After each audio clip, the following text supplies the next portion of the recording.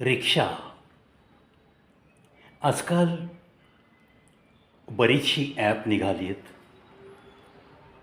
त्यामुळं आपल्या बिल्डिंगपर्यंत, घराच्या दारापर्यंत रिक्षा बोलवून लोक मस्तपैकी रिक्षेने कुठे पाहिजे तिथं जातात, कॅबने जातात.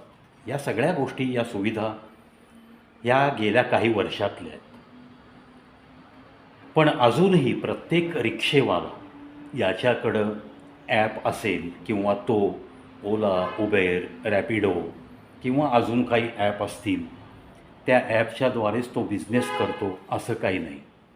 याच्या व्यतिरिक्त स्वबळावर बिझनेस करणारे अनेक रिक्षा चालक, रिक्षा मालक आपल्याला या समाजात दिसतात.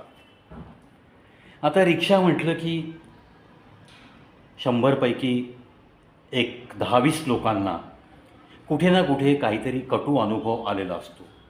म्हणजे मीटरवरनं जास्त पैसे मागणं, बाचाबाची, किंवा एखादं बहुमूल्य सामान राहिलं त्याच्यात तर ते इमानदारीने परत न देणं. मी काय एवढंच बघत बसू का? तुमच्यानंतर मी अनेक लोकांना सोडलं, अनेक लोकांनी रिक्षा माझी हात करून थांबवली, आता कोणीतरी तुमची राहिलेली बॅग उचलली तर मी कसा जबाबदार? अशी काही उत्तरंसुद्धा देणारे भेटले असतील, नाही असं नाही.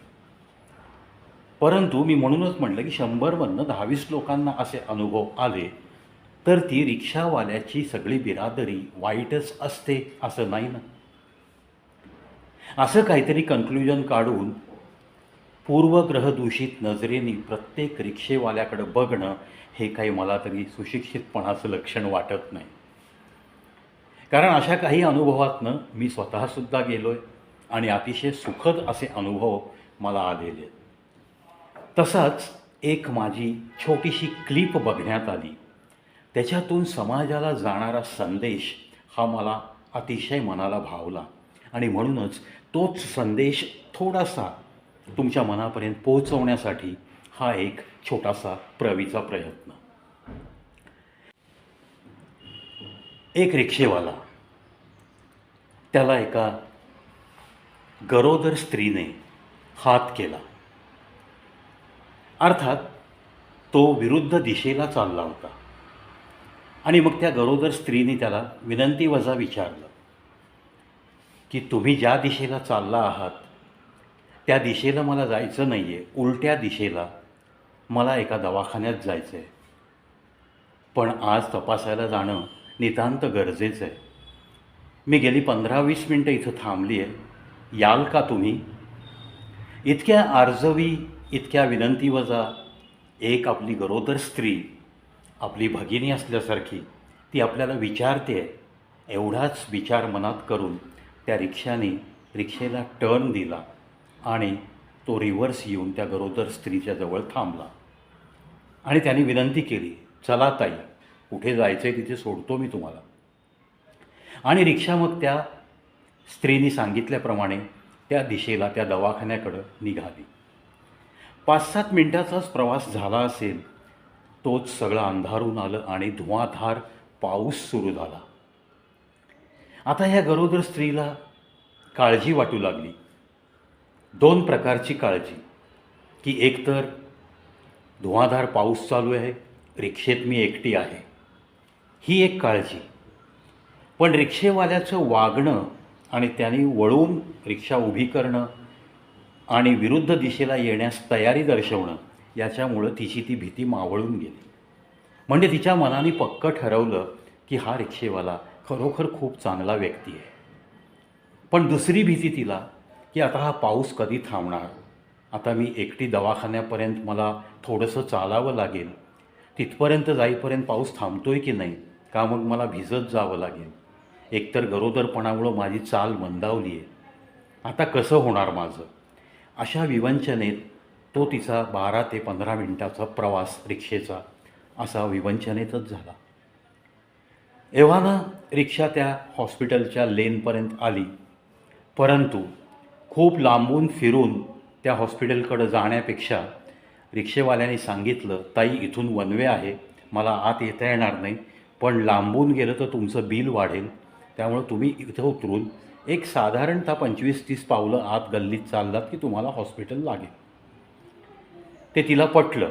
त्याचा पुन्हा प्रामाणिकपणा आणि तिच्या मनावरती तो सकारात्मक परिणाम. तिने रिक्षाच्या बाहेर डोकावून पाहिलं तर पाऊस अजूनही भरपूर होता. तेवढ्यात तो रिक्षेवाला उत्तरला, ताई काळजी करू नका, मागे हात टाका सीटच्या, माझी स्वतःची छत्री आहे, ती छत्री तुम्ही घ्या. असं म्हणून त्याने ती छत्री स्वतःची त्या गरोदर स्त्रीला दिली. तिला खूपच आनंद वाटला. इतका चांगुलपणा. तिला असा तसं पाहिलं तर आश्चर्याचा धक्का सध्याच्या युगात, असं तिने मनातल्या मनात काहीतरी ती पुटपुटत होती. तेवढ्यात रिक्षेवाल्याने सांगितलं, ताई फक्त 25-30 पावलं चालायचे, जा तुम्ही छत्री घेऊन. तिने काळजीच्या स्वरात थोडंसं वाकून त्याला विचारलं की मी तुम्हाला छत्री पुन्हा कुठे आणून देऊ? आपली भेट कशी होणार? कारण मला हॉस्पिटलमध्ये समजा वेळ लागला तर? तो म्हणाला, ताई छत्री मला परत नाही दिली तरी चालेल, फक्त मी एक विनंती करेन, तुम्हाला जो कोणी असा गरजवंत दिसेल भेटेल कधी, त्याला ही छत्री देऊन टाका. त्याची त्यावेळची गरज भागू द्या, त्यात मला समाधान आहे. अशा पद्धतीचं रिक्षेवाल्याचं वागणं बघून, सगळे शब्द ऐकून ती इतकी अचंबित झाली की तिला समजेच ना की आपण नक्की कुठं आहोत, कुठल्या युगात वावरतोय आपण. इतका सांगूनपणा. असा ती विचार करत असतानाच रिक्षेवाल्याने रिक्षा स्टार्ट केली आणि तो निघून पण गेला. तिच्या कानात एकच वाक्य घुमत होतं, कोणी गरजवंत दिसेल त्याला छत्री देऊन टाका, त्यात मला समाधान लाभलं. तिने हॉस्पिटलकडे चालायला सुरुवात केली. तसं पाहिलं तर 25-30 पावलांचाच तो अंतर, पण तिची चाल मंदावली असल्याने तिला वेळ लागला. तथापि हॉस्पिटलच्या अगदी दरवाजाजवळ आल्या आल्या तिला एक अतिशय काळजीत असलेली वृद्ध व्यक्ती दिसली. तोही असा आडोशाला थांबून तो पाऊस कधी थांबेल असा त्याच्या चेहऱ्यावर भाव दिसला. आता हिला तर छत्री आतमध्ये लागणार नव्हती, ती दवाखान्यात पाऊल टाकणार होती. तेव्हा तिथे दवाखान्याचं छत, दवाखान्याचं शेड, ह्याच्यातनं ती बिन पावसात भिजता आतमध्ये जाऊ शकणार होती. तिच्या मनात वीज चमकून गेली. रिक्षेवाल्याचे शब्द आठवायला लागले तिला, कोणी गरजवंत दिसेल त्याला ही छत्री देऊन टाका. ती सत्वर त्या म्हाताऱ्या आजोबांकडे गेली.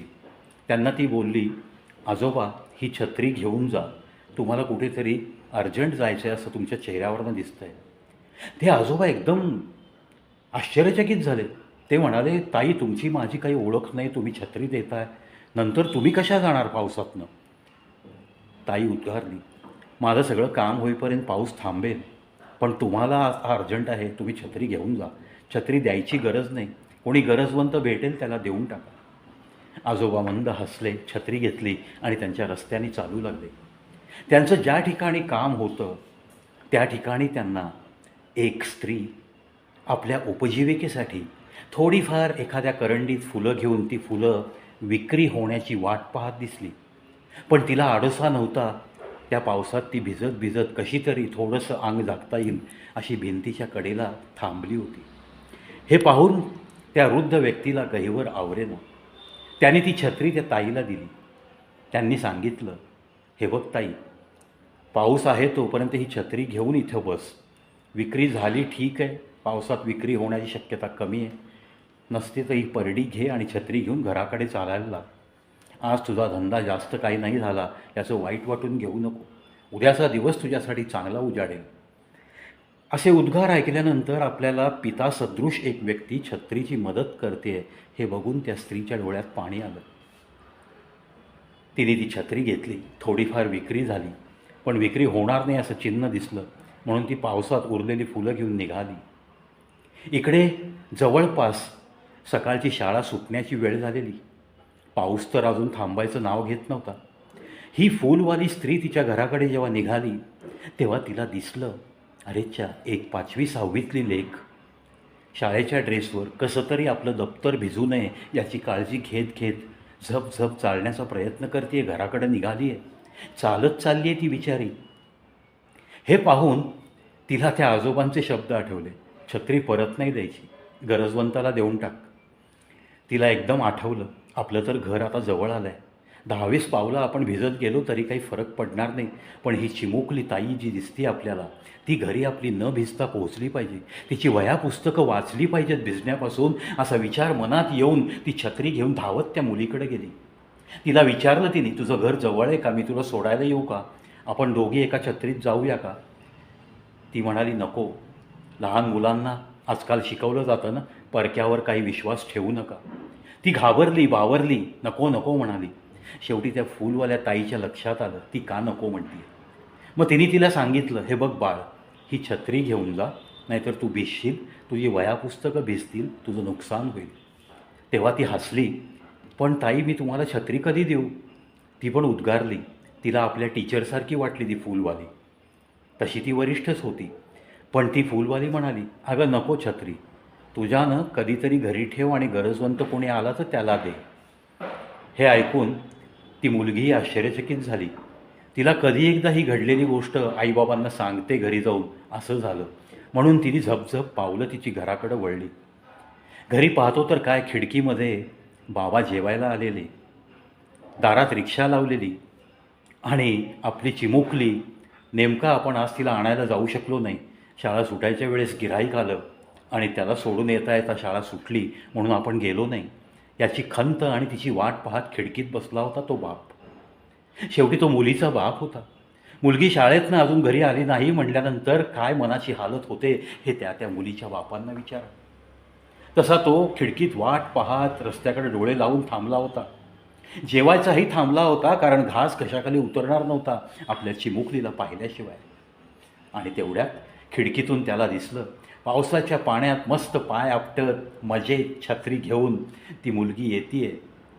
आणि जशी जशी ती जवळ आली, घरात आली, तेव्हा ती छत्री पाहून हा रिक्षेवालाच तिचा बाप आश्चर्यचकित झाला. मग त्याने त्या मुलीला कहाणी विचारली की छत्री तुला ही नक्की कुठे मिळाली. आणि मग त्यानंतर या कहाणीचे पदर एक एक एक एक उलगडत गेले.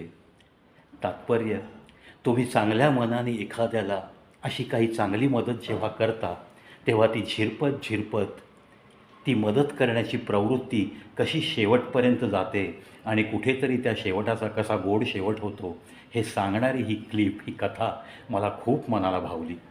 त्याच्यामधली त्या मुलीच्या बापाची आगतिकता, त्याच्यामधली त्या गरोदर स्त्रीला मदत करण्यासाठी उत्सुक असलेला तो रिक्षेवाला, बदनाम झालेल्या बिरादरीतला तो एक घटक, पण अतिशय चांगलं वागून आश्चर्याचा धक्का देणारा ते संतुष्ट झालेलं ते गरोदर स्त्रीच्या रूपात आलेलं ते गिऱ्हाईक, त्यानंतर तो वृद्ध, त्याच्या डोळ्यामध्ये असलेली लवकरात लवकर आपण पोहोचू शकतो की नाही, पाऊस थांबतोय की नाही, असं त्याच्या विचारात असतानाच त्याला छत्री मिळणं. ती फूलवाली जी भिजत भिजत आपल्या पोटाला काहीतरी मिळेल, विक्री झाल्यावर 2 पैसे मिळतील, त्याच्यात आपल्याला चूल पेटवायची आहे, या विवंचनेत पावसात ती भिजत ती फुलाची विक्री करत होती. ते सगळं दृश्य, तिला मिळालेली मदत त्या वृद्ध माणसाकडनं, नंतर तीच छत्री त्या रिक्षेवाल्याच्या मुलीपर्यंत पोहोचणं आणि ती पावसात न भिजता घरापर्यंत जाणं, मला तर खूप आवडली. ही कथा तुम्हाला कशी वाटली? याच्यातून मिळणारा हा संदेश तुम्हाला कसा वाटला? तो संदेश आपल्याला जनाजनापर्यंत पोहोचवायचा आहे. कुठेतरी या समाजामध्ये असा चांगुलपणा वाढीस लागला पाहिजे. प्रत्येक घटकाला असं काहीतरी करावं आपण जीवनात, असं वाटलं पाहिजे. यासाठीच हा व्हिडिओ जास्तीत जास्त शेअर करा मित्रांनो.